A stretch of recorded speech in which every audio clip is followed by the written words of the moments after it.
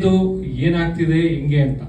So confusion is patient ಏನೋ next ಏನ್ ಮಾಡ್ಬೇಕು, ಈಗ ಅಲ್ಟ್ರಾಸೌಂಡ್ ಅಲ್ಲಿ ಏನೋ ಬಂತು, ನೆಕ್ಸ್ಟ್ ಯಾರನ್ನ ಕನ್ಸಲ್ಟ್ ಮಾಡಬೇಕು, ನೆಕ್ಸ್ಟ್ ಎಲ್ಲಿಗೆ ಹೋಗ್ಬೇಕು, ಫರ್ದರ್ ಏನೋ one finding is there but there are so many options, so many different things going on in the mind.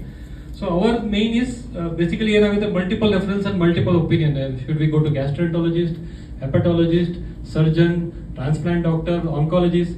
So there are so many things which are involved.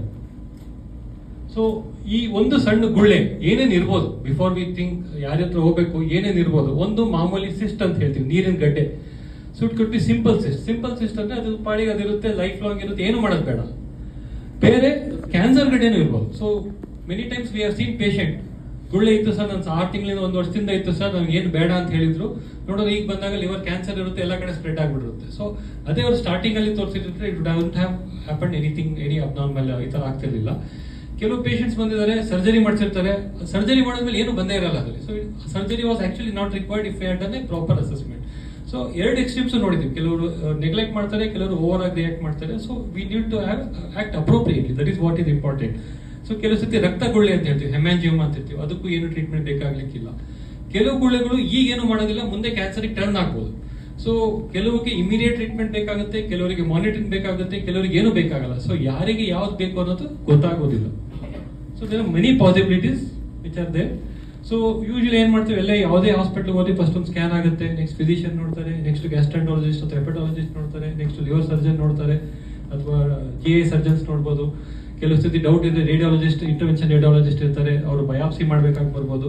ಅಥವಾ cancer ಬಂದ್ರೆ cancer surgeon ಅಥವಾ medical oncology, ಅಥವಾ ಕೆಲವು ಸತಿ radiation ಸಹ ಬೇಕಾಗ್ಬೋದು. So patient has to run from pillar to post. Patient ಒಂದು doctor ಹತ್ರ ಹೋಗ್ತಾರೆ, ನೆಕ್ಸ್ಟ್ ಇನ್ನೊಂದು ಡಾಕ್ಟರ್ ಹತ್ರ ಹೋಗ್ತಾರೆ, ನೆಕ್ಸ್ಟ್ ಮತ್ತೊಂದು ಡಾಕ್ಟರ್ ಹತ್ರ ಹೋಗ್ತಾರೆ. So that is the problem. So our solution ಏನ್ ನಾವು ಮಾಡ್ತಿರೋದೇನು, instead of patient running from different doctor to doctor, here all doctors will be present under one roof. So patient can have complete solution at one time. So who are all will be there? Gastroenterologist, hepatologist, HPV, GI surgeon, radiologist, pathologist, intervention radiology, oncology, transplant team, radiation.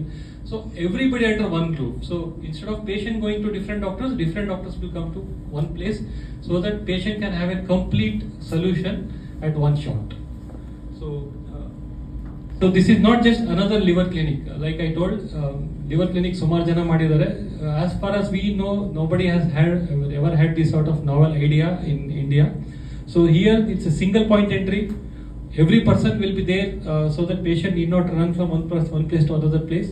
Patient will have a complete solution. It's not that illa next alli hogu illa. Everything under one roof, and there is continuity of care. Illa ಏನಾಗುತ್ತೆ